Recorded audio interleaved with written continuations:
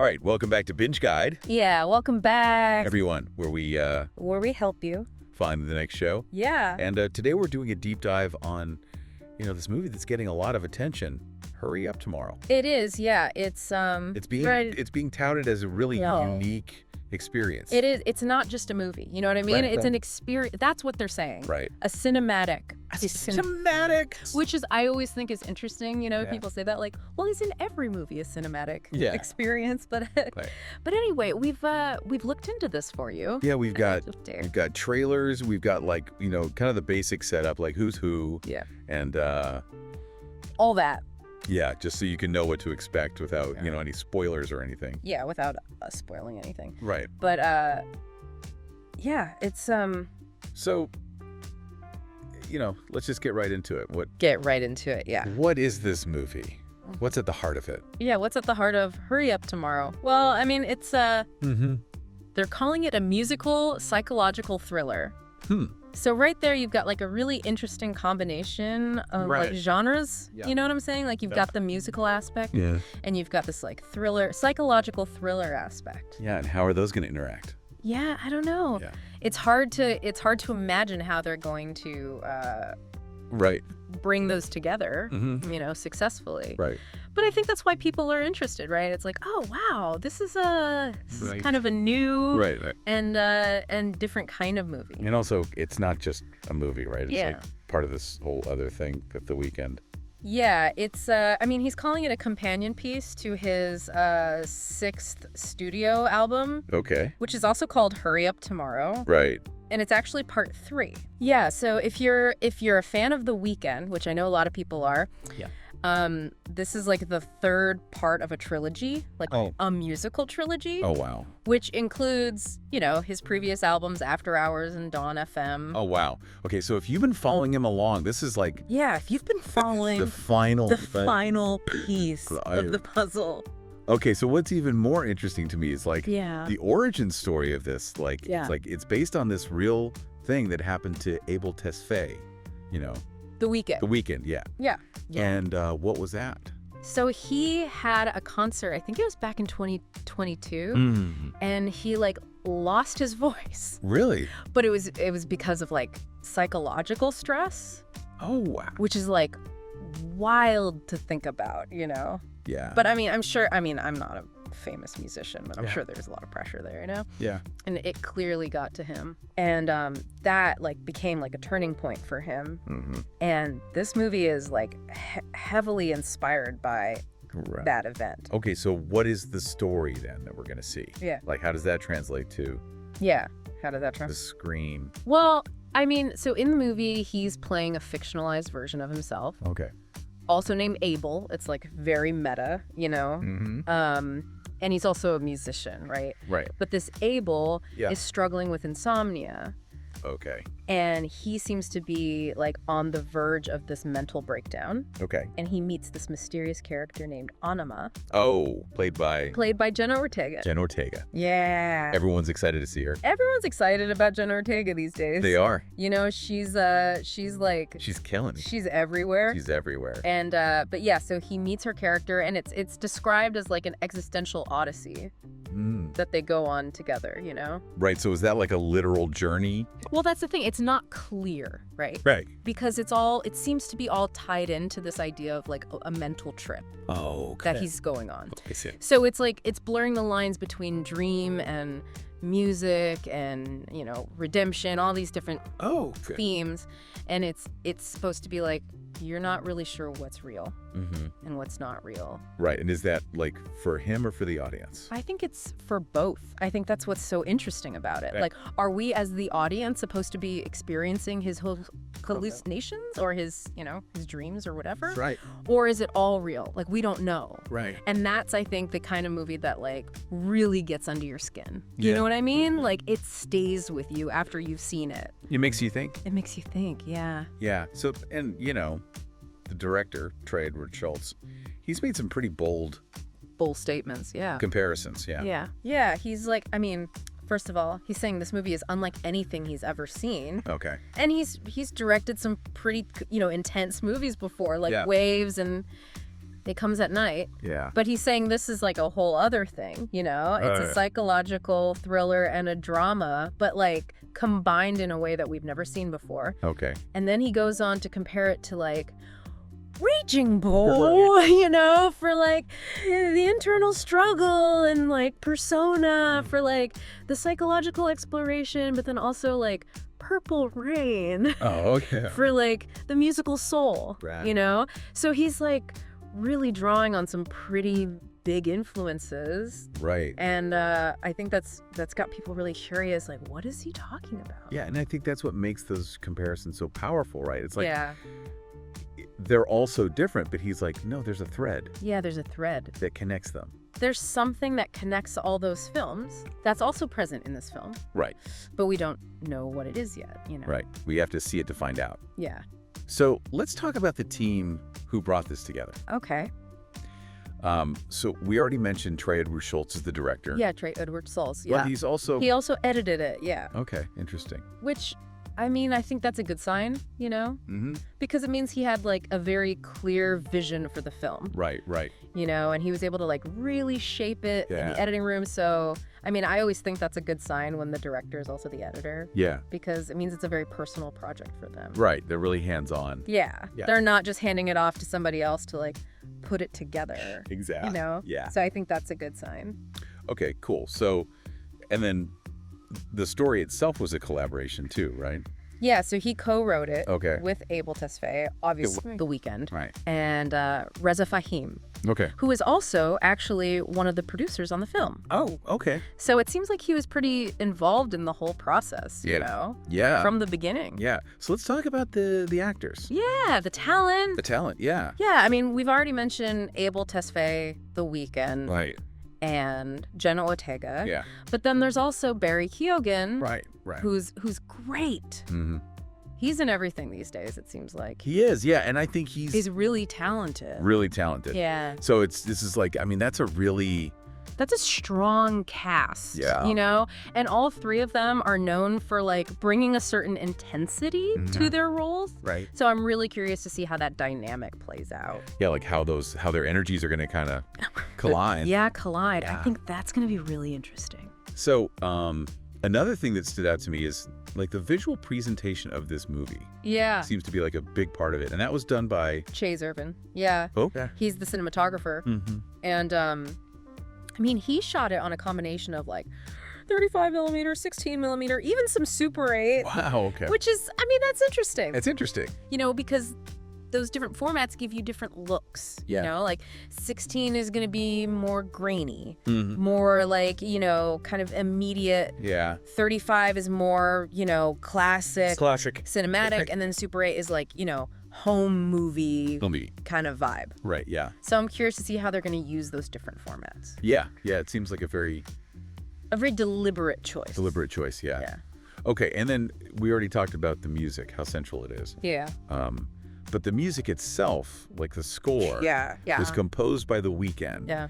Daniel Lopitten, yeah. Okay, who's that? He's a musician who goes by the name One-A-Tricks Point Never. One-A-Tricks Point Never. Yeah. Okay. It's a mouthful. Yeah. But he's really interesting. He does like very experimental kind of like atmospheric music. Mm-hmm. So I'm curious to see how that's going to blend with The Weeknd's Right. you know, more pop sensibilities. Yes. So we've got The Weeknd, we've got Reza Fahim Yeah. as producers. Yeah. And then there were a couple more too. Yeah, Kevin Turin and Harrison Chayse Okay. also produced the film. All right, so let's go into the characters a little bit more. Okay. So Abel, played by The Weeknd, Yeah. obviously he's this musician, insomniac. Yeah. He's like under a lot of pressure, it sounds Yeah, a lot of pressure, yeah. like. And this sounds like it really reflects, you know, Yeah. a lot of what The real Abel has experienced. Yeah, the real Abel Tesfaye. Right. I think he said in interviews, like, this is kind of his way of processing some of the things that he's gone through, Oh, okay. you know, as a musician and as a person Right. in the public eye. Right. Yeah. So it's like, it's definitely drawing on his own experiences, Yeah. Okay. but it's also fictionalized, you know? Right. It's not like a straight up biopic or anything like that. Yeah. It's its own thing. Yeah, and his performance is supposed to be like really Really intense. Yeah. like physically demanding. Even. Yeah, physically demanding, yeah. Wow. So it sounds like he really pushed himself for this role. Yes, and then we have Jenna Ortega playing Anima. Anima, yeah. And she's very mysterious. Mysterious. She's been called enigmatic. Enigmatic, yeah. Otherworldly, yeah. And like she's the one who kind of draws Abel into this whole thing. Yeah, she's like the catalyst for his journey. Yeah. You know? Right. She's the one who like opens the door to this other world. Wow. And her performance, like, what are people saying? They're saying it's hypnotic. Okay. Which is, I mean, she's got those eyes, you know? Like she can really hold your attention. Yeah. And apparently she brought a lot of herself to the role. Oh. Okay. Like a lot of unscripted moments. Oh, wow. That's interesting. Yeah. So it sounds like she really like made it her own. Yeah. You know? Yeah. So then we have Barry Keoghan. Barry Keoghan. Who's playing Lee. Who's this music producer. Yeah. Who... It's not really clear what his function is. Yeah, he's a little ambiguous. Oh, yeah, but he seems to be like kind of, stirring things up. Yeah, he's a catalyst for Abel's like downward spiral. Oh, okay, interesting. Yeah. So it's going to be interesting to see what his role is in all of this. Okay. All right, so then let's talk about the visuals because we mentioned the different film formats. Yeah. But like overall, what's the look and feel. Look and feel. Yeah, well, I mean, people are comparing it to, like, the series Euphoria. Okay. For, like, the kind of fluidity and, like, kind of dreamlike quality of the visuals. Okay. And then also Requiem for a Dream, which is a very intense and, like, visually striking movie. Right. And then even Mulholland Drive. Okay. Which is, like, very surreal and symbolic. Yeah. Okay. I mean, those are all pretty different movies. Yeah. But they all have like a very strong visual style. And it sounds like Hurry Up Tomorrow is going to be the same way, like very deliberate and and really using the visuals to tell the story. Yeah. Okay. So are there any specific things that they're doing? Yeah, so they're talking about like a lot of neon lights, which I think is going to be interesting, because neon always has that kind of like artificial, but also kind of beautiful quality. Yeah. And then also distorted reflections, which I think is going to be interesting, because it's like literally reflecting his mental state, Okay. So that could be really cool. And it sounds like a lot of minimalist sets.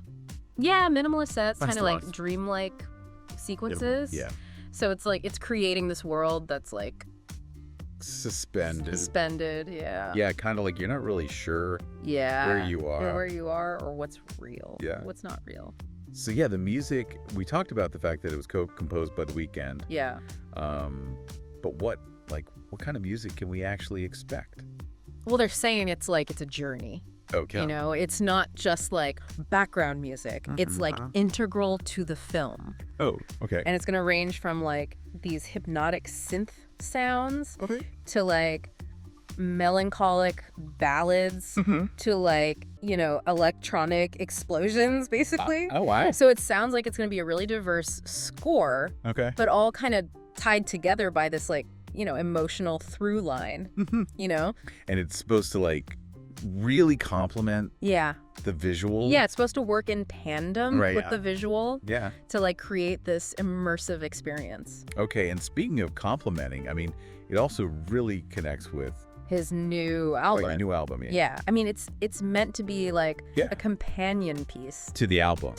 Yeah, like a visual representation of the album. Yeah. And there's even songs from the album in the movie. Yeah, they're using some of the songs from the album in the movie, like Cry For Me is one of them. And I think there's a couple others. I'm not sure which ones. Okay.